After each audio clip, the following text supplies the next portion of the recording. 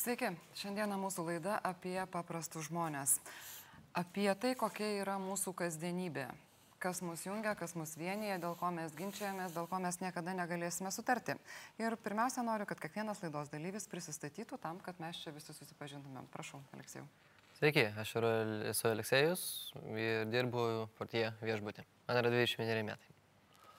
Aš esu Girvydas, dirbu nevyriausybinio organizacijų Pilietinių iniciatyvų centras. Man 5. Aš esu Elytė, dirbu administratorė, dirbu bufete. Man 60. Aš esu Gytis, man yra 26 metai. Aš dirbu modeliu, aktoriu. Aš esu Žana, aš esu aktorė ir paskutiniu metu važinėjau į Ukrainos fronto linijas. Sveiki, aš esu Jaroslavas, man 33, aš esu bokso vadybininkas. Labadiena, aš esu Zina, dirbu valytojo, 59 metai. Zina, kaip jums atrodo, kodėl daugelį šalių, neapeinant ir Lietuvos, kaip tik daugiausiai valytojomis ir dirba moteris? Nu, jeigu atvirai pasakęs, suprantat, kaip, jeigu sakyti apie save, gyvenimas privertė šitą darbą daryti, iš kitos pusės vis tiek kažkam tai šitą darbą reikia atlikti. Taip pat, pavyzdžiui, kaip virėjos, kirpėjos, seselės, slaugytojas turi kažką tai šitą darbą daryti. Ir mano nuomonė, šitą darbą nereikia gėdytis. Reikia dirbti ir viskas. Aš gimdėvę nesakau, kad jo reikia gėdytis, bet tiesiog kodėl taip yra? Ar jis yra vienas prie geriausiai apmokamų darbų? Šitą klausimą, pavyzdžiui, aš norėčiau neatsakyti. Reikia dirbti ir reikia dirbti. O Girvydai, jeigu paties kas nors paklaustų, kokia turėtų būti svajonių profesija žmogaus, kuris, tarkim, yra gabus, smalsus, jam viskas įdomu, jisai daug ko domisi, o jis sako, bet aš gal noriu būti pardavėjas, pavyzdžiui. Tai pirmin? Kodėl? Bet tada visi sakys, tu lūzeris, tu nieko nepasiekiai. Tai, matai, čia keli tą klausimą dėl to, kokia yra situacija šiandien su stojimais į aukštąsias mokyklas, kai Lietuvoje yra labai daug ritualų. Tu būtinai turi baigti mokyklą, tada įstoti būtinai į universitetą, į Vilnių, nesvarbu kokią specialybę, bet tėvam labai svarbu yra, tėvam reikia pavaidinti prieš kaimynus. Nes jeigu vaikai stos į kolegiją, taigi gėda, lūzeris, nekalbant jau apie kitus dalykus, bet jeigu jaunas žmogus nori būti pardavėjų, nori būti padavėjų arba virėjų, taigi fantastika. Ir man atrodo, kad suaugusieji mes dar labai lipam ant smegenų jaunam žmogui, nes norim lipdyti jį pagal savo portretą. Ypač tėvai, kurie, pavyzdžiui, kuriam nenusisekė su profesija, galbūt turi kažkokių tai slaptų erotinių fantazijų ir tada išlieja tai ant savo vaikų. Tai čia yra, manau, kad labai didelė bėda. Profesija pati savaime yra puiku. Klausimas yra, ar žmogus tai daro todėl, kad jam tai yra įdomu, ar todėl, kad tiesiog gyvenimas privertė. Gyti, ar pačiam yra tekę patirti tai, ką Girvydas pavadino tėvų spaudimu į smegenis, kad turi stoti ten, mokytis to, būti tuo ir ką nors. Man gal labiau pasisekė, kad manęs tėvai nespaudė, bet aš vis tiek po 12 klasių kažkaip visai netikėtai įstojau vaidybą, režisūrą ir po 2 metų nutraukiau studijas, tada pajutau, kas tai yra. Ir kas tai yra, ką tu pajutai? Tai didžiulį spaudimą, didžiulį nusivylimą, kažkokio, atrodo, neišpildžiau tai, ką turėjau išpildyti, liko tik tai 2 metai. Kaip tu taip gali? O aš ten miriau, aš ten Klaipėdoj miriau, iš tiesų. Atrodo, kad taip norėčiau, kad jie suprastų, ypatingai vyresni giminaičiai, kurie dar dabar yra labai nuliūdę ir nusivylę, kad aš daug daugiau patyriau ir supratau ir atradau, nutraukęs studijas ir atvažiavęs gyventi į Vilnių, susipažinęs su žmonėmis, pradėdamas keliauti, ko aš tikrai nebūčiau galėjęs padaryti gyvenamas Klaipėdoje. Tai man toks klausimas iškilo, tai kaip tu suprasti tada, kas tas ir koks yra tavo kelias? Ir tai yra didžiausia turbūt problema dabar jaunimo. Mano tai tikrai. O tu jau žinai, koks yra tavo kelias? O kaip manai? Kaip taip gali būti? Tai gal mano kelias visi keliai? Gal tada mano kelias yra visi keliai? Zina, jeigu Gytis būtų jūsų sūnus, 26 metų bičas, sako, aš niekaip nerandu, ko aš noriu gyvenime, man viskas patinka, bet nebepatinka, kai pradedu daryti. Ką jūs jam pasakytumėt? Tegu pats save ieško ten, kur jam patogu. Nu, aš tai dabar tai išklausiau ir aš nors dirbu nacionaliniam dramteatre su jaunimu. Ir man įdomu, kaip iš tikrųjų, paklausiau, jis save ieško dar, bet jis save suras. Kas yra lietuvis? Ruso ir Lenkijos sūnus, kalbantis lietuviškai. Kas jis jums yra? Lietuvis, rusas ar lenkas? Aleksejau, kaip pačiam atrodo? Na, iš tikrųjų, aš matau, mano nuomonė tokia, kad aš neskiriu žmonės į nacionalybės, į rasės ir taip toliau. Ir aš vienas žmogus ir jis gyvena žemė. Mano nuomonė tokia. O iš tikrųjų aš save laikau kaip ir universaliu žmogum, galima sakyti, su universalia pilietybė, kadangi aš laisvai bendrauju lietuviškai, rusiškai, galiu kalbėtis lenkiškai, taip pat angliškai. Ir aš gimiau Lietuvoje, mano tėvas yra rusas, mano mama yra Lenkija, kaip jūs ir pasakėte, atspėjote iš tikrųjų. Gibridas. Tu lietuvis. Bet iš tikrųjų... Bet aš esu lietuvis. Aš jaučiuosi pilnavertis Lietuvos pilietis ir tikrai nelaikau save kažkokia ten mažuma ar panašiai. O ES pilietis, tai yra tik tai politinis terminas, politinė savoka, ar jinai jums turi kažkokią reikšmę? Ar jūs jaučiatės ES piliečiais? Zina. Negaliu šitą klausimą atsakyti. Negalit, nes nenorit, ar negalit, nes negalvojat apie tai? Ne, negaliu šitą klausimą Kodėl? atsakyti. Nežinau. Atvirai pasakys, nežinau. Ar jums tai yra svarbu iš viso? Gal tas neturi jokios reikšmės ir dėl to jūs nežinau? Nu, atvirai pasakęs, kažkaip tai politika, kažkaip tai nesigilinau, net, atvirai pasakęs, negaliu šitą klausimą atsakyti, kad, nežinau aš, kaip atsakyti. Jūs sakot, kad politika nesidomit. Iš viso nesidomit politiką, įdomitės sportą? Pavyzdžiui, žiūriu, kas darosi viskas, bet, pavyzdžiui, kažkur tai kažką, tikrai klausimus, negaliu teisingai. Gerai, kas šiandien darosi pasaulyje, kas jūs domina? Iš to, kas jūs domina? Mane dabar baugina, pavyzdžiui, kas darosi dabar Vokietijoje, tenai kukurio šitas. Aš, pavyzdžiui, prieš šitus visus pabėgėlius, kad pas mus nebūtų to pačio, kaip dabar Vokietijoje, tenai, pavyzdžiui. Kadangi pas mane, pavyzdžiui, labai daug pažįstamų yra vaikai išvažiavęs viskas, irgi jie pergyvena ir aš, pavyzdžiui, pergyvenu. Kadangi... Tai jeigu būtų jūsų valia, jeigu būtų referendumas dėl to įsileisti pabėgėlius iš kariaujančių šalių, būtumėt prieš? Prieš, ne. Aš norėčiau atsakyti į jūsų teiginį. Tai aš manau, žinokit, jeigu mūsų žiniasklaida labiau gilintųsi į vidinę mūsų, ta prasme, kas atsitinka, kur kas ką papjovė, tai patikėkit, Lietuvoje lietuviai nieką mažiau negu tie pabėgėliai ar dar kažkas. Čia dar aš pridėčiau. Ta prasme, nereikia jų išskirti, jie tokie pat žmonės, žinokit. Nu, aš iš savo pusės, aš bendrauju, ta prasme, aš esu atstovas ten ir Gruzijos boksininkų, ir Moldovos, nu, ir daugybės ten kitų šalių, sakykime. Jie puikiausiai žmonės. Ta prasme, nu. Paklauskime Lytės, pabėgėliai yra gerai ar blogai? Jūs įsileistumėt ar sakytumėt, ne, aš nenoriu, kad į Lietuvą kartu su pabėgėliais ateitų terorizmas. Ta prasme, į Lietuvą ar pas mane būtent į namus? Pas kaimyną. Koks adresas? Pas kaimyną. Nu, aš suabejočiau. Gal pasižiūrėčiau žmogaus veidą. Bet jeigu neleistumėt įsikraustyti, negalėtumėt pasižiūrėti veidą. Tai bet tame yra esmė. Kad pasakyti taip, tikrai nesakyčiau.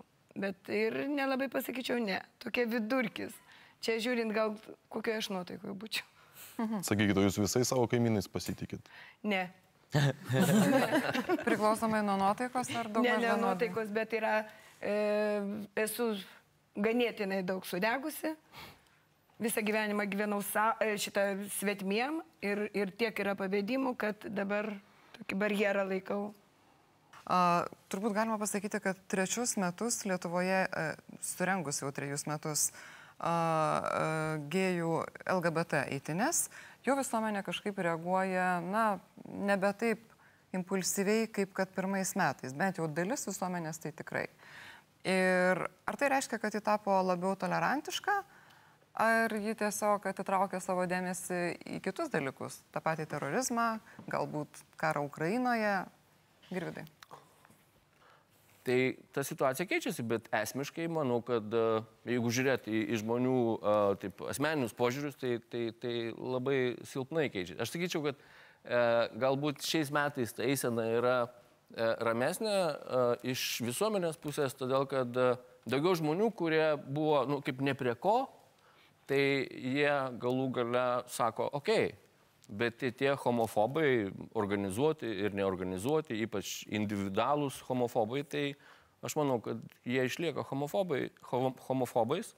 Ir eisenos, aš nemanau, kad gali esmiškai pakeisti tą situaciją. Eisenos, aš manau, kad tik padrasina žmonės, kurie yra homoseksualūs, mažiau slėptis. Elytė, minėjot, kad nesate tikra, kad norėtume turėti kaimyną pabėgėlį, tarkim, iš Sirijos ar, nežinau, iš kokios kitos šalies. Ar norėtumėte turėti kaip kaimynus gėjų arba lesbiečių porą, kurie... Su vaikais?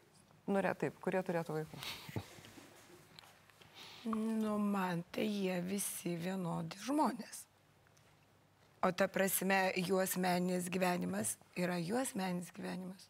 Tai man atrodo, kad jie tikrai, kaip kaimynai, jie būtų vienodi, kaip eiliniai. Labai geri. Kaip žmonės. Tokie truputį geresni už tos pabėgėlius.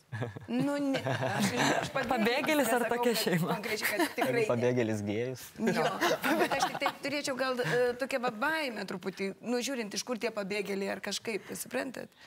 Gal dar per mažai skaitau. Gerai, 2 pabėgėliai gėjai, nesijuokiam iš Irako, nes ten juos žudo. Stoitų už kaimynus ar ne? Ai, tai man visi geri. Nežinau, tikrai, bet čia konkrečiai tai dabar staigiai negaliu atsakyti. Čia vis tiek kaimynai lieka kaimynais. Svarbiausia, kaip yra pasakyta, pradėk visą laiką nuo savęs. Tai jeigu tu esi jam geri, ir jie tikriausiai bus geri. Aš kiek gyvenau, aš nesu vieno kaimynu, nesusipilkus nieko ne. Tik tai ta prasme, kad jo priimi kaip savo draugą ir kaip priimi kaip kaimyną. Čia yra skirtumas. Čia gal norėčiau prie to prieiti pradėkime nuo savęs.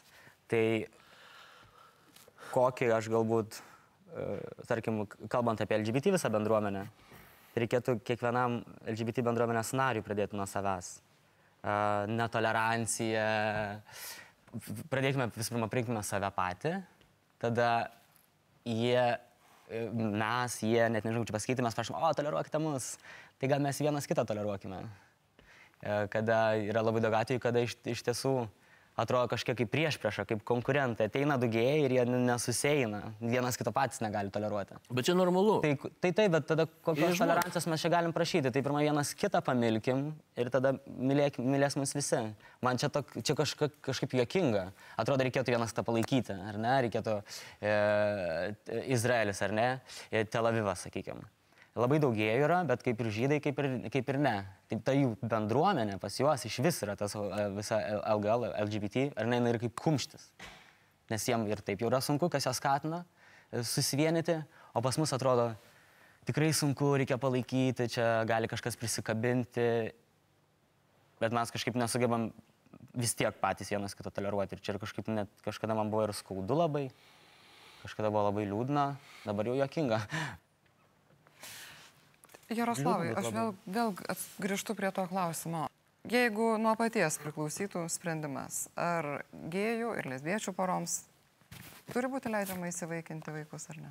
Asmeniškai aš prieš jų visų, ta prasme, tos visus dalykus aš esu ne prieš, bet ta prasme prieš įvaikinimą aš prieš būčiau įvaikinimą.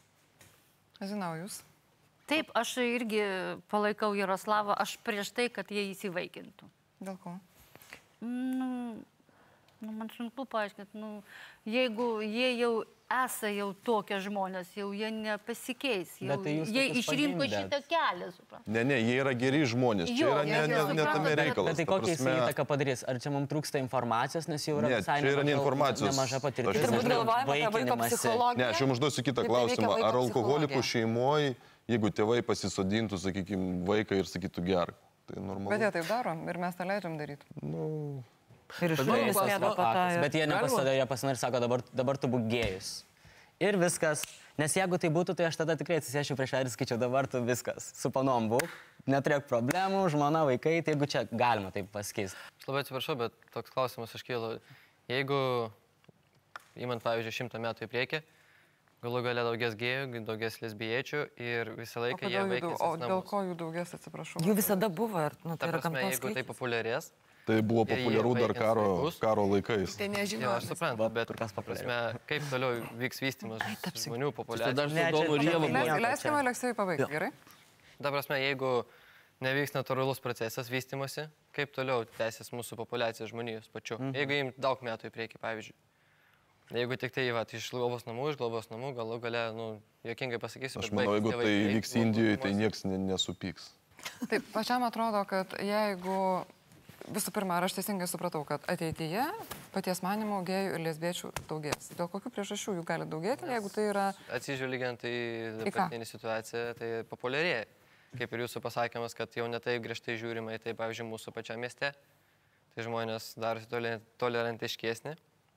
Ir mano manimu, pasaulyje pačiam tai yra populiarėja, nes kuo toliau, tuo daugiau iškylo tokių visokiausių straipsnių, laidų ir taip toliau, ir keliama yra šitą temą. Ir vis daugiau tiek apie- tu dar net 5 procentų, nežinai, kiek yra tų gėjų, kiek tai yra populiaru. Tas metai visą laiką buvo, visą laiką yra, bet lygiai tendencingai populiarės ir heteroseksualai. Visi lygiai tendencingai populiarėja, tiesiog mes apie juos daugiau kalbam. Mes tiesiog apie juos daugiau kalbam, bet daugiau jų neatsiranda. Tampam Buvo labiau 10 ir yra. europiečiai. Mes kalbėsime apie 9 ar 7, vis tiek yra 10. Aš tai Tai aš nežinau, galvoju, čia yra. kad, Aleksėjau, ką tu sakai, tai yra, remės emocija. Kas yra, natūralu žmogui remtis emociją. Aš irgi remiuosi emociją, kai šnekam apie homoseksualus, tai man yra du dalykai. Ir emocija, ir argumentai. Ir kai yra klausimas, ar leisti vienalytės santuokas ir įsivaikinti jam vaikus, tai tada mano emocija yra tokia, tai ten šnekam apie meilę, ar ne? Aš taip suprantu, kad šnekam apie meilę, nes tarp vyro ir moters gali būti meilė ir vaikai po to, tai tarp moters, vyro ir vyro meilė ir tada gali būti vaikai, nes yra heteroseksualų porų, kurios negali turėti vaikų ir jos turi teisę įsivaikinti. Tai kodėl tie negali? Ir tada... Nes populiarės, kaip sako Aleksėjus. Bet tai yra emocija. Jeigu įrodysiu, Aleksėjau, kad tikrai skaičiai, tendencijos yra tokios, bet aš vis tiek ir tada nuomonės nekeičiau, bet noriu pabaigti, kad mano galva, bet man yra daug baisiau, kai Lietuvoje 50-60 procentų tėvų šeimose muša savo vaikus. Man yra daug blogiau tas faktas skambantis, nes iš to atsiranda labai daug nelaimingų žmonių. Ir dabar dar labai vis populiarėja daryti karjerą, kada moteris atsisako gimdyti. Ir jie gyvena dėl karjeros, ar ne, nenori sukurti šeimos. Tai irgi tendencingai auga. Va šitas tai auga, atrodo, čia tai pasirenki. Čia tu pasirenki daryti karjerą ir žinai, kad jeigu tu dirbsi dėlių kompanijai, tu vaiko negali turėti, nes tu tavęs neišleisi darželį arba, žinai, pas jį aplankyti ar ten jeigu susirgs. Tai gal čia atsiranda man labiau matosi tendencija, kada žmonės pasirenka negimdyti. Jeigu jau mes kalbam apie tai, ką tu pasirenki arba nepasirenki, vis tiek mes susiduriam su vienodom arba lygiom galimybėm, arba nebūtinai. Ir kadangi kalbėjom nemažai apie karą, apie pabėgėlius, turim čia žmogų, kuris matė karą iš labai labai arti. Ar lygios teisės yra tai, kad Lietuvoje, pavyzdžiui, merginos neturi atlikti privalomos karinės tarnybos? Skirtingai negu kad yra Izraelyje. Čia tik tai yra mano nuomonė ir mano pojūčiai, kuriuos aš pamačiau. Aš šiai dienai, aš labai daug analizavau ir pas mane buvo skirtingų pojūčių, nes tu semi, tu gauni vieną informaciją, tu po to permastai, taip toliau, taip toliau. Šiai dienai aš linkčiau link to, kad tai reikėtų šnekėti apie tai, kad apskritai, tarkim, karo būsena neturėtų būti būdinga žmogaus prigimčiai. Bet jeigu kalbėt konkrečiai apie moteris, visas moteris, kurias aš mačiau fronte, tai yra vaizdas, aš nemanau, kad reikėtų moteris daryti šauktinės lygiai taip pat kaip su vyrais, dėl to, kad tai yra vaizdas tarp tragizmo ir komizmo. Jos absoliučiai praranda save, savo esybę, keičiasi jų eisena. Nadija Savčenko pasakytų kitaip, ji neprarado savęs netgi kalinama kalėjime. Nadija Savčenko nėra pats, čia yra vienas, jūs pažiūrėjate, jie atrodo labai moteriška moterim. O kas yra moteriška moteris? Geras klausimas. Geras klausimas, iš tikrųjų. aš nemanau. Aš manau, kad moteris praranda save. Bet jeigu moteris nėra privaloma šauktinė, bet turi teisę į savanorę, tai nėra, kad tai jinai turi lygiai tas pačias teisės. Gerai, bet karas, mes jos tada neverčiam, turim suformuluoti, ar mes kalbam apie kariuomenę, ar mes kalbam apie karą, nes tai yra absoliučiai mes kalbam skirtingi. apie kariuomenę, nes šauktiniai būna kariuomenė. Savanoriai į karą gali eiti. Į kariuomenę taip pat, bet tai nėra privaloma, nei vienu, nei kitu atveju, kai kalbam apie moterį. Aš tai gal atskirčiau, Žana, moteris kare tikriausiai yra blogiau negu vyras kare. Tikriausiai, nežinau. Man irgi taip pat atrodo. Na, Bet čia tas pats, kas vyras alkoholikas ir moteris alkoholikas. kuris geriau? Abu blogai. Vėlgi, bet yra dalykas tas, kad atlikę privalomąją karinę tarnybą, šauktiniai turi tam tikrų privilegijų, įsidarbindami valstybės tarnyboje. Jeigu mergina netliko tos tarnybos, kuri nėra privaloma, jinai tų privilegijų netenka. Tai ar čia yra gerai ir teisinga, ar turėtų būti kas nors keičiama? Žana. Nežinau, žinokit. Negaliu atsakyti šiai dienai. O Zina, kaip jums atrodo? Nu, aš irgi, pavyzdžiui, negaliu atsakyti šitą klausimą. Ar jūs tikite, kad tai, ką mes šiandieną čia kalbam, iš viso kam nors rūpi? Ar tai yra tiesiog informacinis triukšmas, kuris pasibaigs, kai bus išjungtos kameros ir šviesa? Elytė. Nu, aš tai tikiu. Vis tiek, kiekviena informacija, jeigu tu žmogus domiesi, ta prasme, tau kažką tai duoda, kaip pamoka. Vis tiek daug ką sužinai. Aleksejau. Manau, kad taip. Jeigu liečiant tą jūsų pirmą klausimą, kad ar pasikeis, ta prasme, ar rūpės tie klausimai, kai mes iš čia išeisim, nuo kiekvieno žmogaus priklauso skirtingai, nes yra klausimai, kurie rūpi daugiau, yra kurie rūpi mažiau. Ir pavyzdžiui, aš asmeniškai gyvensiu toliau ir jeigu tie klausimai lies jau, ta prasme, mane asmeniškai ir mano artimuosius, tai savaime aš jomis tais klausimais daugiau domėsiuos ir kažką bandysiu, nežinau, gal keisti pasaulį gyvenime. Žana. Aš tikiu, todėl kad iš tikrųjų kartais būna, kad tu kartais ir visai netyčia, net nespecialiai atėjęs, įsijungi kažkokią laidą ir nuskamba kažkokią frazę, kuri tave kažkaip sujudina ir po to galų galėtų supranti, kad pradeda vykti kažkoks procesas. Kaip pavyzdžiui, dabar viena mano draugė, jeigu apie homoseksualų šnekėti, jinai nuėjo į suvažiavimą ir išgirdo istoriją, kuri pakeitė jas požiūrį, jinai prieš tai buvo prieš. Tai tokie dalykai vyksta. Nereikia to sureikšminti, kad dabar mes čia susėdam, visi pasikeitė. Ir viską išsprendėm. Viskas yra gerai. Bet kad tai yra, kad tai padalelė, tai yra tam tikras procesas, taip. Zina. Klausimas įdomus, jo, kuo daugiau informacijos žinai, tada tu kažką tai įsigilini, kaip ir Žanas sako. Tobulėja. Taip ir turi būti. Jaroslavą noriu paklausti, ar tikit, kad diskusijose galime pasiekti kažkokios bendros tiesos? Ar jeigu jų nuomonės skiriasi radikaliai, tai diskutuok nors ir 3 paras, bet niekas nepasikeis? Ne, o kaip kitaip, nediskutuojant. Aš manau, kad nekalbėjimas yra daug blogiau negu kalbėjimas. Negu kalbėjimas.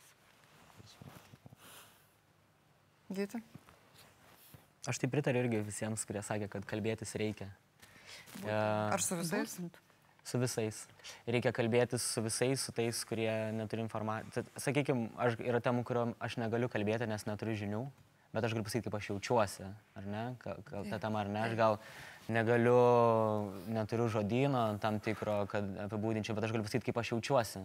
O kažkas gal gali tai išversti, žinai, į kitą kalbą ir padaryti dar paprasčiau. Tiesiog vien dėl informacijos klaidos, dėl šviesos mes čia pabaigsim, išeisim ir aš žinau, kad aš bent 3 žmonėm dar papasakosiu, ką mes darėm ir mes dar kalbėsim. Žinau, kad iš jų bent 5 nuėję išgerti alaus į barą. Sakys, o čia toks įgytis kalbėjo, nu nesąmonė. Bet jie apie tai pakalbės kokį 10 minučių bent jau, ne 15 minučių. Tai aš galvoju, kad kalbėtis reikia visiems ir visą laiką. Girvidai. Kalbėjimuose metu, kai tu rodai pagarbą kitokiai pozicijai, Tai aš manau, kad toks kalbėjimasis yra labai, labai svarbu. Tai Lietuvoje to dialogo kultūros tikrai labai trūksta. Nes, pavyzdžiui, dabar keista, mes nesusipykom čia, šnekamės, ne? Ir... Neįnam muštis. Nesusipykom. Ko mes turime atvyktis ir ko mes turime muštis. Jo, bet Zina, bet kiek yra žmonių, kurie, reiškia, aš už gėjus, tu prieš gėjus, reiškia, nu, ir tu durnas, ir tu durnas. Tai man atrodo, reikia kalbėtis ir aš manau, kad ir diskusijos, ir festivaliai, jeigu tame yra pozityvus užtaisas, jeigu žmonės nešasi su savim pozityvą ir siūlymus tam tikrų žmonėm, kaip mes galėtumėm toliau kartu gyventi, nes gyventi reikės, tai aš manau, kad tai yra gerai. Tai ką, tuomet aš dėkoju už jūsų mintis, dėkoju ir už klausimus ir dėkoju auditorijai. Viskas. Ačiū.